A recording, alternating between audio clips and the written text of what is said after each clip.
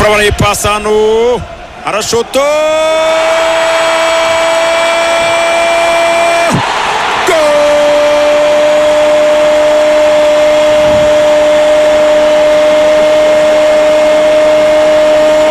musifuzi yacyanze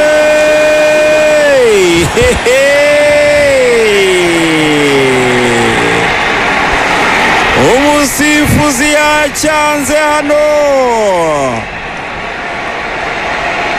umusifuzi wo ku ruhande yacyanze neza neza ibi byo ntabwo nabona uburyo mbivuga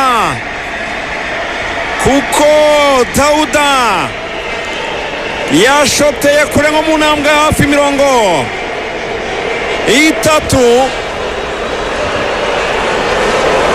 hafi 30 niho ashoteye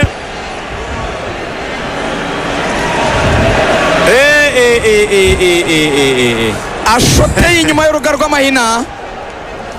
Umusifuzi avuga ko haba hari umukinnyi wa APR wari ukiri muri Abdura bande kubwira umusifuzi wo ku ruhande, hanyuma akaba yakingirije umuzamu.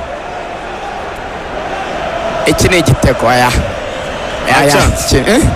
wacyanze aravuze ati haba harimo umukinnyi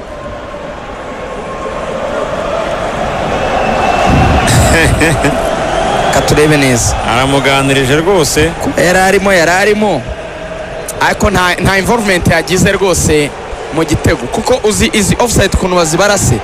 Iyo umupira uje mu cyerekezo uwo mukinnyi reka misobanure, njye nyina mu ikipe ya APR ndi Rugaju, cyangwa se tunakoresha amazina asanzwe kuko n'ubundi turabazi.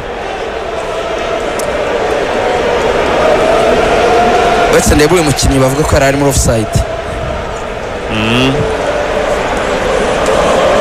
27 ni Omedi.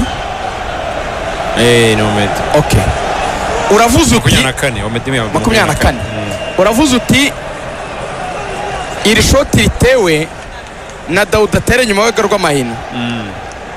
Hari umukinnyi wa APR uri muri offside kuko yari arimo ndabibona nibyo. Ati yabagize uruhare mu gitego ko ntiyakoze ku mupira, ukuri kw'Imana nta ruhare yagizemo kabisa.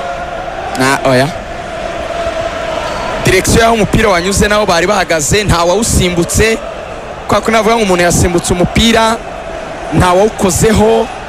Oya, ahangaha umusifuzi atsinze igitego cyiza pe, ashyizemo ubwenge bwinshi. yari atsinze igitego cyiza, ariko uwo bita Aristote aramubwira ati ngewe nize gusifura. Biri debatable kuko izo offside zibaho.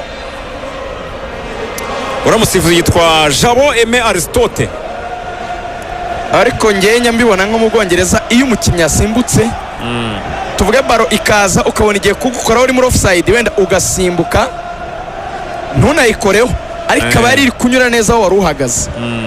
Ariko ntabwo wavuga ngo umuntu yari ahagaze ategera ahantu ishoti rinyuze atarisimbutse kabisa.